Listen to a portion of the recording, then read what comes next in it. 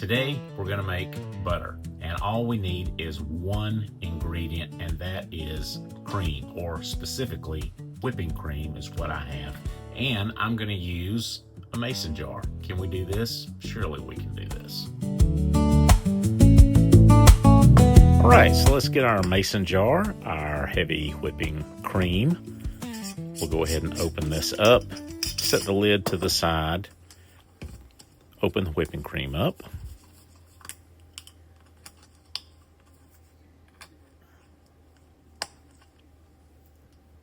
And we're going to pour this into the jar, but we're only going to pour it about halfway. And this container is, or the whipping cream, is about a quart. So we're going to pour about half of that in there. We want to leave plenty of room in the jar, so when we shake it, there'll be plenty of room for everything to agitate. And then once we put the lid on, we just start shaking and shaking and shaking.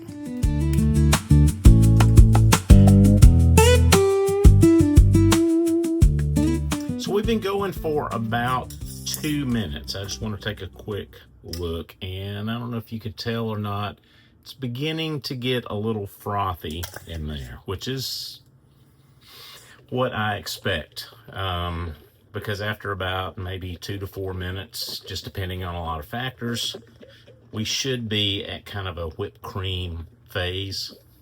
We're going to keep going after that, though. It'll get really frothy, really cool whippy, you know, and we'll just keep going, and then it will eventually begin to separate. This whole shaking process, depending on a lot of factors, could take anywhere from maybe 8 to 20 minutes.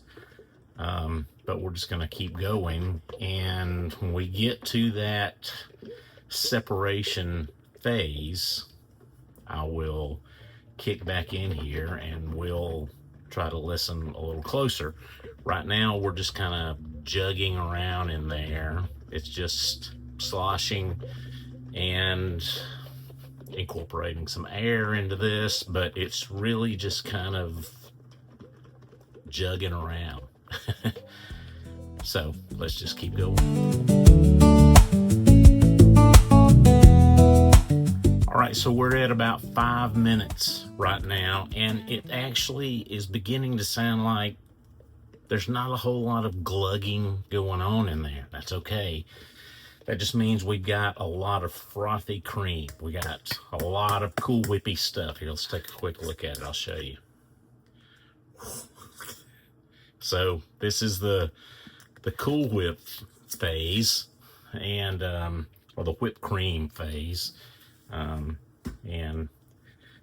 you got to keep it keeping on, keep going. We're at about 8 minutes. You can see it's beginning to separate in there. At about 8 minutes, we're beginning to separate in there. Keep going. Keep going.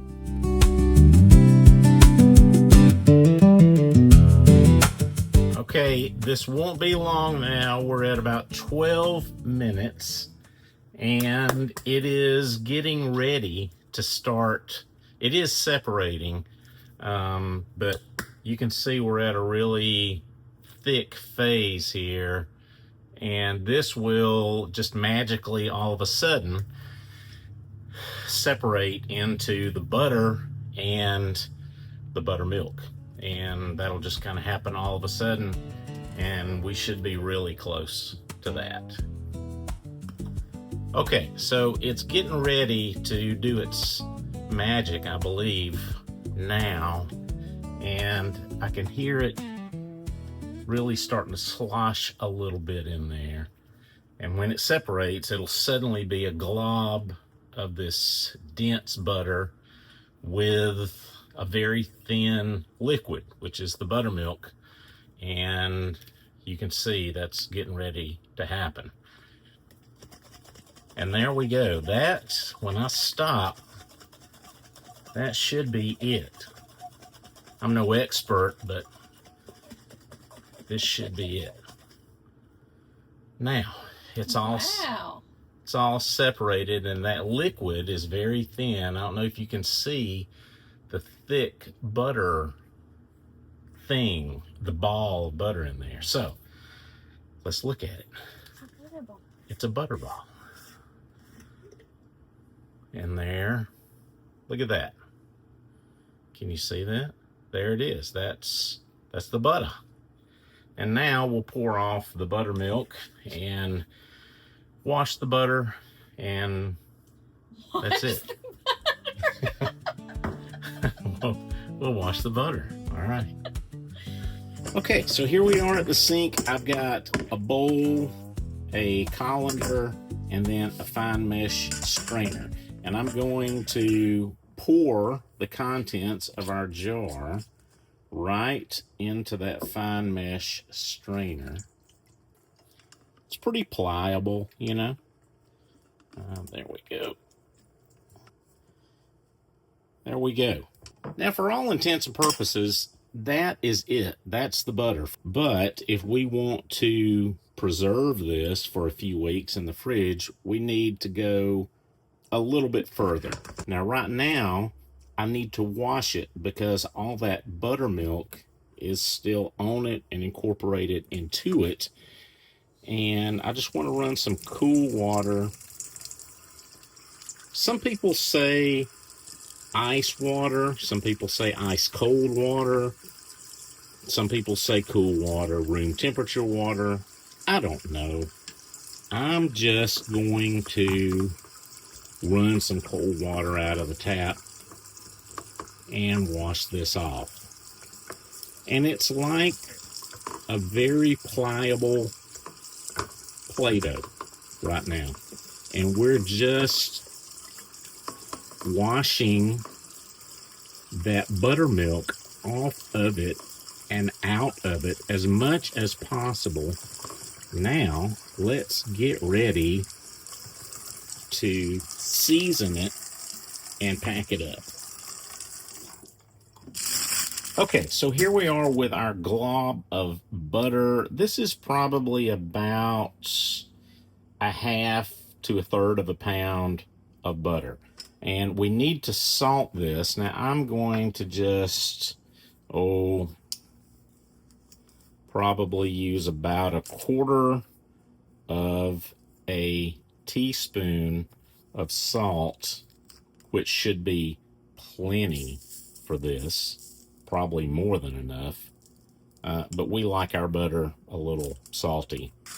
We're just going to do salt. I'm going to do this, and it is as mixed up as we need it to be. This is ready to eat, but I'm going to wrap it up, put it in the fridge, and then we'll be able to use it. I think I'm going to divide it up into two things. And then we'll put that up, and then we'll have it. This is good stuff, though. Ooh. Oh my gosh.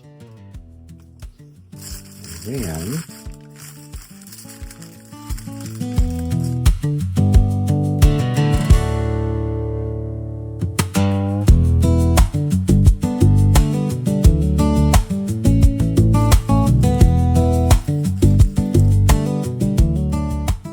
that was a very easy process, and look at what we've got here. This is some of the leftover butter. Holy cow. It is so good. And I'm trying not to romanticize it and say, oh, I made it. It's the best thing I've ever had. No, I'm not. I'm trying not to do that. But it really is good. It really is. And let's be honest, there is a certain sense of satisfaction that comes with doing something yourself and going and making something and not going and depending on someone else to make it for you. To paraphrase Thoreau, didn't he say the cost of anything is how much life you're willing to trade for it? We didn't trade much for this.